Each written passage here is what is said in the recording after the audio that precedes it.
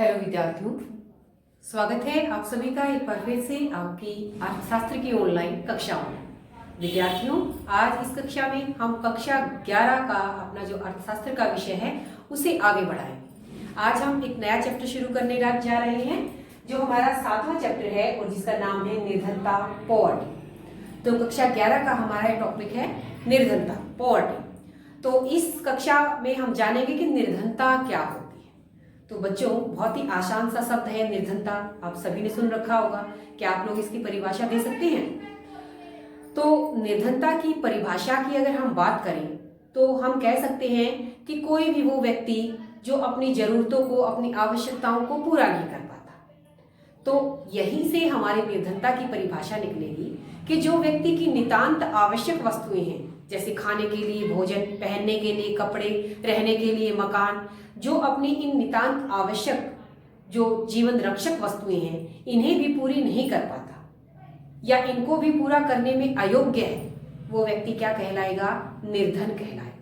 तो निर्धनता की परिभाषा हम यहीं से निकालेंगे कि निर्धनता की परिभाषा क्या है? जीवन के लिए, स्वास्थ्य के लिए, कार्यकुशलता के लिए। कार्यकुशलता यानी कि शिक्षा भी हम यहाँ पर कह सकते हैं कि एक आदमी को शिक्षित होने के लिए, जिससे उसकी कार्यकुशलता बढ़ती है, इन सब के लिए भी उसके पास न्यूनतम उपभोग आवश्यकताओं की प्राप्ति की अयोग्यता है। इन सब के लिए, जीवन यापन करने के लिए, अपने स्वास्थ्य को सही बनाए रखने के लिए, अपनी कार्यकुशलता के लिए जो न्यूनतम, जो बिल्कुल कम से कम जो उपभोग वस्तुएं हैं उनको भी वो पूरा करने में क्या है? अयोग्य है। उनको भी पूरा कर पाने में वो सक्षम नहीं है। तो हम उसे क्या कहेंगे? हम उस आदमी को निर्धन कहेंगे, हम उसे निर्धनता कहेंगे। तो ये तो हुई निर्धनता की परिभाषा की बात। हम इस निर्धनता को मापते कैसे हैं? इस चैप्टर के अंदर निर्धनता को कई भागों में वर्गीकृत किया गया है। तो कैसे हम निर्धनता का वर्गीकरण करेंगे कि ये कौन से निर्धन है, ये कौन से निर्धन है, कैसे करेंगे? तो इसके लिए विद्यार्थियों, आप लोग थोड़ा सा अपना दिमाग पर देखोगे तो आप लोगों ने एक शब्द सुना होगा, बीपीएल। बीपीएल, ये बीपीएल शब्द हम कक्षा के अंदर विद्यार्थियों के साथ बहुत बार कहते भी हैं कि जो बच्चा बीपीएल है, जिसका पीला कार्ड है या ऐसा कार्ड है, वो बच्चे कौन कौन से हैं, तो उनके लिए सरकार के द्वारा कुछ विशेष सुविधाएं भी दी जाती है। तो सबसे पहले आप सभी को ये पता होना चाहिए कि ये बीपीएल है क्या।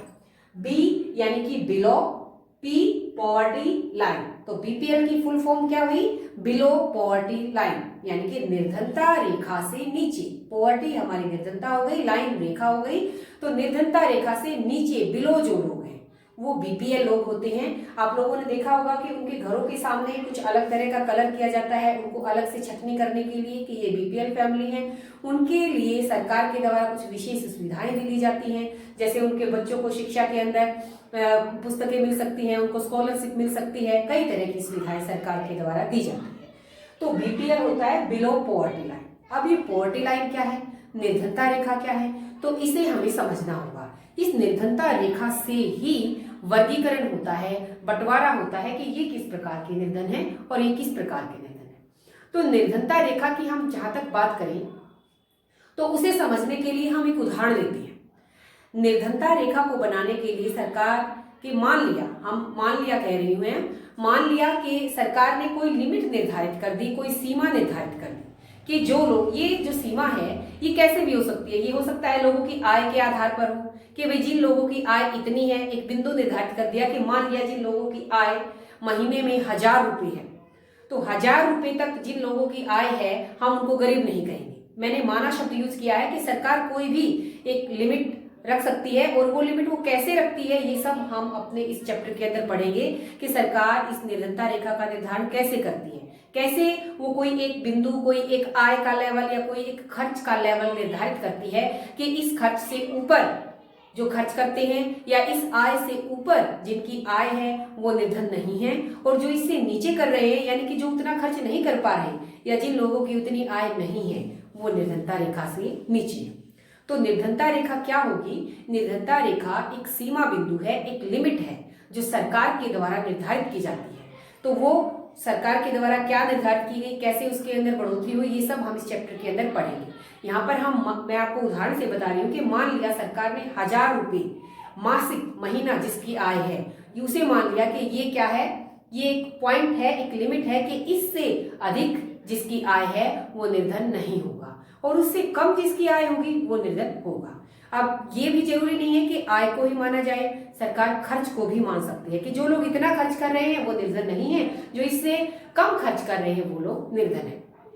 तो आपको समझ में आया होगा निर्धनता रेखा क्या है। निर्धनता रेखा आय की या खर्च की एक लिमिट है, एक सीमा है। तो उसी के आधार पर हम निर्धनता को बांटते हैं कई वर्गों में। तो यहाँ पर मैंने एक चित्र बनाया है जिसमें हम निर्धनता को कई वर्गों में बांटेंगे। तो ये वर्ग हैं जो लोग सदैव निर्धन, हमेशा जो निर्धन रहते हैं। कुछ लोग ऐसे होते हैं जो कुछ टाइम के लिए हो सकता है निर्धन ना हो, सामान्यतः वो निर्धन रहते हैं, लेकिन कुछ समय के लिए वो निर्धन नहीं भी होते, यानी कि उनको खाने पीने के लिए कुछ समय के लिए मिल जाता है। तो इसको एक एक करके हम सभी को करते हैं। तो मैंने ये डायग्राम बनाया है, इस तरह से हम सभी डायग्राम इस तरह से बना सकते हैं। आपकी पुस्तक के अंदर जो टीआर जैन की पुस्तक है उसके अंदर आपको इस तरह के डायग्राम मिले होंगे। जब आप ये वीडियो देखेंगे और वीडियो देखने समझने के बाद आप उन चित्रों को समझेंगे तो वो आपको बड़ी आसानी से समझ में आ जाएंगे। यहाँ पर एक ऐसी डॉटेड लाइन बनाई गई है। ये डॉटेड लाइन जो है ये क्या है, ये निर्धनता रेखा है, पॉवर्टी लाइन है, जो मैंने अभी आपको बताया निर्धनता रेखा। तो कुछ लोग ऐसे होते हैं जिनकी जो आय होती है, मान लिया किसी की आय यही रह जाती है, यही आय है ही नहीं या बहुत शून्य है, जो भी है, तो ये लोग क्या है, ये वो लोग हैं जो हमेशा निर्धन रहते हैं। जो सरकार ने लिमिट निर्धारित की है कि 1000 रुपये महीना कम से कम उनकी आय हो, तो उस 1000 रुपये से वो लोग बहुत नीचे रह जाते हैं। तो ये ऐसे लोग जिनको कभी भरपेट खाना नहीं मिल पाता, पहनने के लिए कपड़े नहीं मिल पाते, जैसे भिखारी हो गए, तो वो लोग किस गिनती में आएंगे, किस वर्गीकरण में आएंगे, सदैव निर्धन। तो ये वो लोग होते हैं जो सरकार ने जो लिमिट, जो पॉवर्टी लाइन बनाई है उस रेखा से हमेशा नीचे रहते हैं। दूसरे वो लोग होते हैं जो सामान्यतः निर्धन।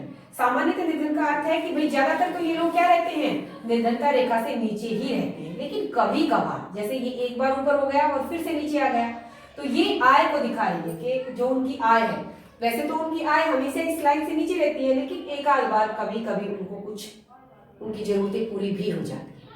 तो ये भी बहुत गरीब लोग हैं, तो इनको कहेंगे हम सामान्यतः निर्धन, यानी कि सामान्यतः ये निर्धन ही है, लेकिन कभी कभी इनकी जरूरतें पूरी भी हो जाती है। इसके बाद जो तीसरी है कैटेगरी चित्र के अंदर जो बनाई गई है, उसके अंदर चक्रीय निर्धनता को दिखाया गया है। चक्रीय निर्धनता के अंदर वो लोग आएंगे जिनकी इस तरह से, ऐसे, यानी कि इनकी आय कभी इस निर्धनता रेखा से ऊपर भी हो जाती है, कभी कभी इनको 1000 से ज्यादा भी आमदनी हो जाती है, कभी इससे कम रह जाती है। तो इसके अंदर वो दिहाड़ी मजदूर वगैरह आएंगे जिनको जब रोजगार मिल जाता है, दिहाड़ी मिल जाती है, तो उनकी आय 1000 से ऊपर भी हो जाती है, जब नहीं मिलती तो वो नीचे रह जाती है। तो इसे चक्रीय निर्धनता क्यों कहा, क्योंकि कभी इनको मिल जाती है आमदनी, कभी इनकी आमदनी हो जाती है और कभी इनकी आमदनी नहीं हो पाती। तो हम निर्धनता के वर्गीकरण को पढ़ रहे हैं। जो निर्धनता रेखा से हमेशा नीचे बने रहते हैं, कभी निर्धनता रेखा से ऊपर जाते ही नहीं, वो सदैव निर्धन। कभी कभी जो एक आध बार इस लाइन को छू जाते हैं या इसके ऊपर निकल जाते हैं, लेकिन वैसे हमेशा नीचे रहते हैं, उन्हें कहेंगे हम सामान्यतः निर्धन। लेकिन जो लोग कभी ऊपर कभी नीचे निर्धनता रेखा से ऐसे रहते हैं, यानी कि उनको कभी रोजगार मिल जाता है तो उनकी जरूरतें, उनकी खाने पीने की आवश्यकताएं पूरी हो जाती हैं, नहीं मिलता तो नहीं मिल पाती, तो उन्हें हम कहेंगे चक्रीय निर्धनता। और इसके बाद अगला आता है हमारा अनियमित निर्धन। अनियमित निर्धन के अंदर हम इस तरह से कर सकते हैं कि वैसे तो ये इसके नीचे ही है, लेकिन इस तरह से इसको कुछ बनाया गया है कि ज्यादातर ये ऊपर, बाद में ये ऊपर बढ़ेगी। तो अनियमित निर्धन के अंदर भी हमारे वो लोग आएंगे जो काम पर जाते हैं, काम मिल जाता है तो उनको आय हो जाती है, उनके खर्चे पूरे हो जाते हैं, निर्धनता रेखा से ऊपर निकल जाते हैं। लेकिन जब काम छूट जाता है तो चांसेस, मतलब उनके छूटने के भी हैं, हमेशा उनके ऊपर बने रहने के चांसेस नहीं है, हमेशा निर्धनता रेखा से ऊपर रहने के चांस उनके नहीं है। हाँ, अधिकतर क्या है, वो उससे ऊपर रह जाते हैं। तो ऐसे लोगों को क्या कहा जाएगा, अनियमित निर्धन, क्योंकि ज्यादातर तो उनका जो भी सीमा निर्धारित की गई है उसको वो पूरा कर जाते हैं, लेकिन कभी कभी ऐसा होता है कि ऐसा ना भी हो पाए, तो उन्हें कहेंगे हम अनियमित निर्धन। और इसके बाद कभी निर्धन नहीं, यानी कि जो निर्धन है ही नहीं, तो इसको हम इस तरह से कर सकते हैं कि भाई ये इस रेखा से ऊपर ही रहे। अब ये हमारी निर्धनता रेखा थी, लेकिन इनकी आय ऊपर ही रही, तो ये कभी भी निर्धन नहीं होते, यानी कि ये कभी निर्धन नहीं है। तो इस तरह से बच्चों निर्धनता रेखा क्या होती है हमने ये पढ़ा, और निर्धनता रेखा के आधार पर ही हम निर्धन व्यक्तियों को कई वर्गों में बांट सकते हैं। तो निर्धनता रेखा क्या होती है, बीपीएल परिवार क्या होते हैं और निर्धनता कहते किसे हैं, इन सब बातों के बारे में हमने आज सुना समझा और उम्मीद है आप सभी को समझ में आया होगा। आगे इस चैप्टर में हम विस्तार से पढ़ेंगे जिसमें आप जानोगे कि निर्धनता रेखा का सरकार के द्वारा जो निर्धारण किया जाता है वो कैसे किया जाता है, आय के आधार पर, व्यय के आधार पर, और इसके बारे में और जो वर्तमान में क्या हमारी निर्धनता रेखा निर्धारित की गई है, इन सब बातों के बारे में हम अपनी अगली जो वीडियो होगी उसके अंदर जरूर पढ़ेंगे। तो आज के लिए इतना ही। आप सभी का वीडियो देखने के लिए, समझने के लिए बहुत बहुत धन्यवाद। और आप लोगों को अगर मेरा पढ़ाया हुआ अच्छे से समझ में आ रहा है, समझने के बाद आप पुस्तक से भी पढ़ रहे हैं और आपको बड़े अच्छे से समझ में आ रहा है, तो आप वीडियो को जरूर लाइक करें, कमेंट करके मुझे बताएं और मेरे चैनल को सब्सक्राइब करना ना भूलें। आप सभी का बहुत बहुत धन्यवाद।